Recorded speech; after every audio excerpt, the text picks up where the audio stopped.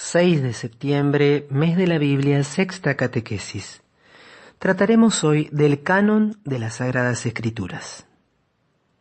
¿A qué llamamos canon de la Sagrada Escritura?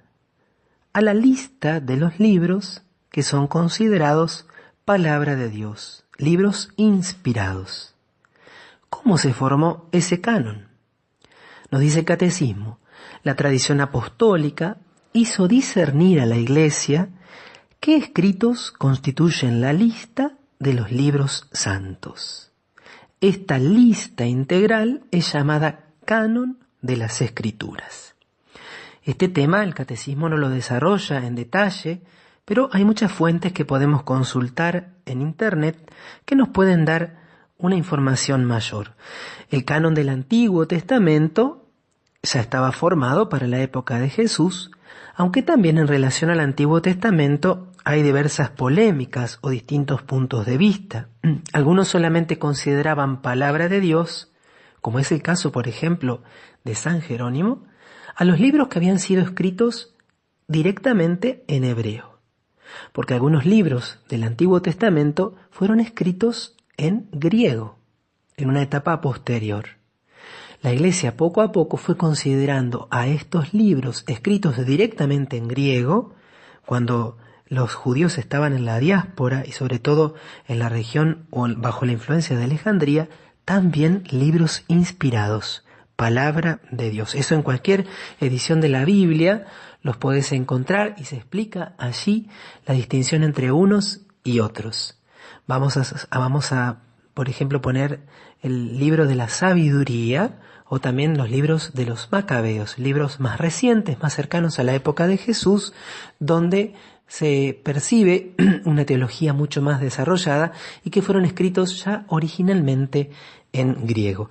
Y en el caso de los libros del Nuevo Testamento, se fue dando poco a poco la certeza de cuáles eran los que eran verdaderamente inspirados por Dios y por lo tanto palabra de Dios, y cuáles eran obras piadosas, muchas de ellas que contenían afirmaciones verdaderas, pero que no eran libros inspirados. Y aquí surge todo el tema de los evangelios apócrifos, que no son evangelios que la Iglesia haya prohibido, que la Iglesia haya perseguido o escondido, eran libros que se conocían en la época de los padres apostólicos, de los padres apologistas.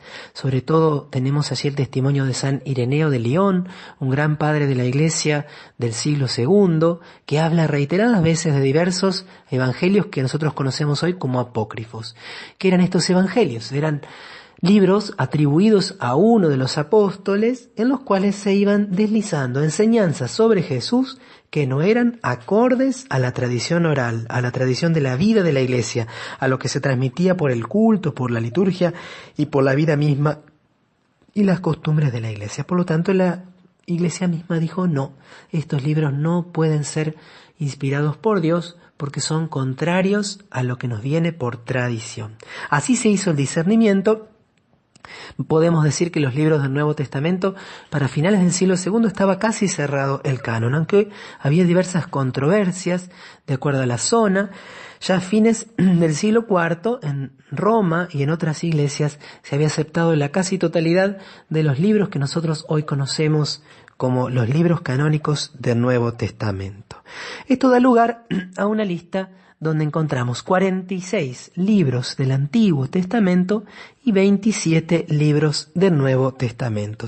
Estas listas fueron luego recogidas por concilios, mucho más adelante el Concilio de Florencia, un concilio importantísimo porque se dio en él la unión con Oriente que se había roto en el siglo XI, aunque lamentablemente después se volvió a dar la ruptura, y especialmente el Concilio de Trento, este concilio que también responde a la reforma luterana, a la revolución de Lutero a mediados del siglo XVI. En este canon de la Biblia cristiana, si la podemos llamar, encontramos por un lado los libros del Antiguo Testamento. ¿Qué dice la Iglesia sobre el Antiguo Testamento? Dice que es una parte de la Sagrada Escritura de la que no se puede prescindir.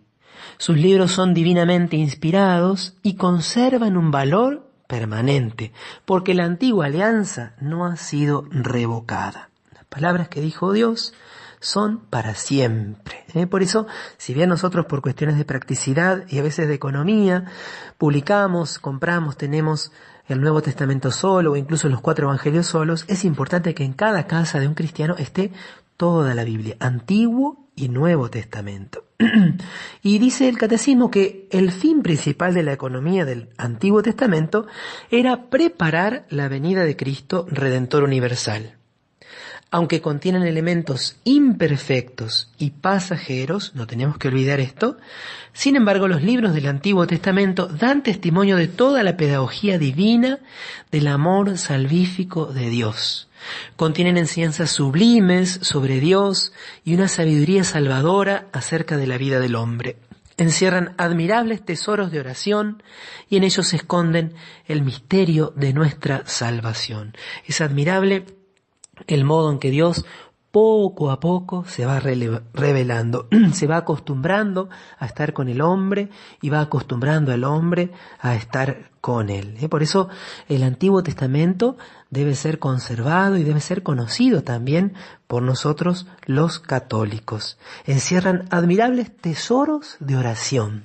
Podemos pensar en los libros de los Salmos, ¿no? Que expresan con tanta fuerza todos los sentimientos del alma humana, que pueden ser leídos por cualquier orante, pero que cuando lo leemos incluso bajo la mirada de Cristo, cuando le damos un sentido cristológico y eclesiológico, adquieren su máxima expresión y belleza. Y también una sabiduría divina acerca de la vida del hombre.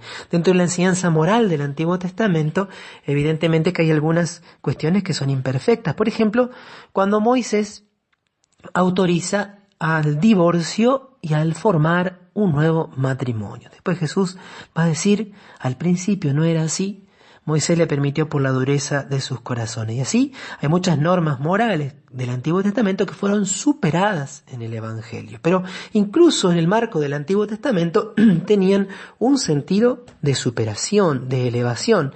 Pensemos, por ejemplo, del Antiguo Testamento, la ley del talión. Ojo por ojo, diente por diente. Algunos dicen, el Antiguo Testamento, ojo por ojo, diente por diente. Pero en el momento en que esa norma fue promulgada, era una norma de elevación moral. ¿Por qué? Porque en la antigüedad se practicaba muchas veces la venganza ilimitada. Por lo cual, si alguien te lastimaba un ojo, vos lo podías matar. O si alguien te robaba una vaca, vos le podías robar 10 o matarle 10 vacas. Bueno, esta norma, ojo por ojo, diente por diente, pone un límite a la venganza y establece un criterio de proporción y de justicia. Así que también en el Antiguo Testamento, pese a su imperfección, encontramos, sobre todo teniendo en cuenta el clima moral o el estado en que vivía todavía la humanidad, un notable desarrollo. Pensemos, por ejemplo, en la prohibición de los sacrificios humanos, que era una práctica bastante común en muchas religiones antiguas. Los cristianos veneran el Antiguo Testamento como verdadera palabra de Dios.